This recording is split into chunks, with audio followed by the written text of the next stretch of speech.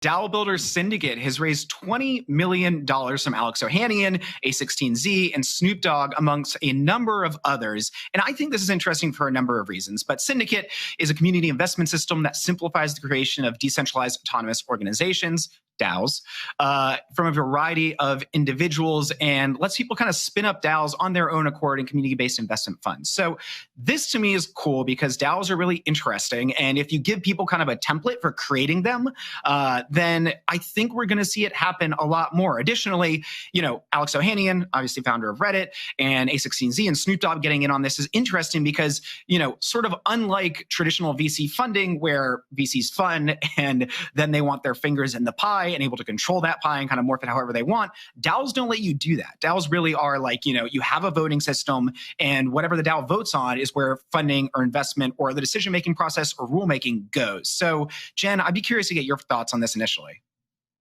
Well, first I was like a16z, then Alexis Ohanian, and then Snoop Dogg. And I was like, yeah, dude, the Suicide Squad. Interesting group. I think this is really cool. I honestly, when I read this story, I thought about Snoop Dogg doing those VOs to Planet Earth. And I thought, how great would it be if Snoop Dogg released video content explaining things like DAOs? I think that could be a really great thing for education in the space. I mean, I would watch them all. Get him to El Salvador. Everyone It's Snoop up in here. Real quick, two thoughts. Yeah. First, Syndicate has like the most interesting Twitter account. They only tweet in Morse code, so go look them up. No, they don't. What? Yeah, dots and dashes. What? Yeah, can we get the Twitter account? Who is their social media manager? What is this? I have so many questions now. Yeah, I know. Also interesting to see a16z involved with this. Well, really not interesting in a sense that they're always on top of these new kind of things. Like they're always the first ticket in the door, especially for new Ethereum projects. So it's not surprising in any sense, but it does give me like some aspirations that this project is headed somewhere like in a generally right direction, even though we do see like celebrities tagged along with this as well. Like, I don't know how much Snoop Dogg has looked into the metaverse outside of smoking weed, so I'm not really sure about that. I mean, it feels like the two of those things go hand in hand. I agree, Jen. I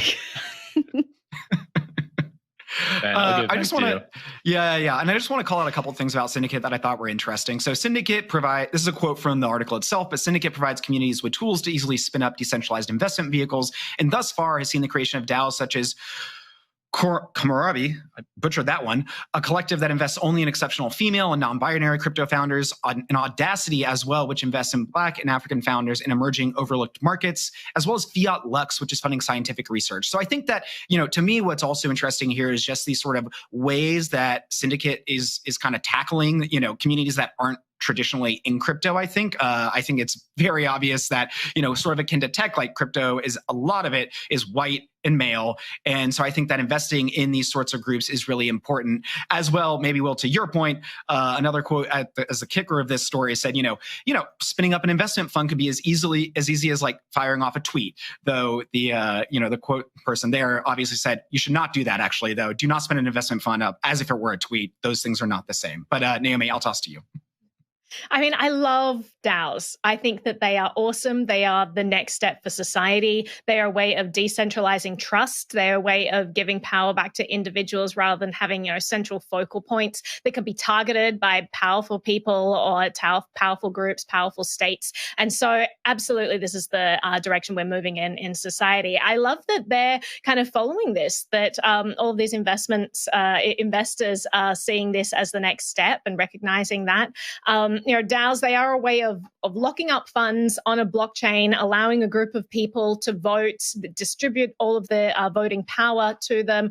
It's just such a fascinating thing. When this first started with the DAO on Ethereum, everyone was like, what does this even do? Like, what is this going to be used for? And then it's hacked and everyone's like, DAOs are dumb.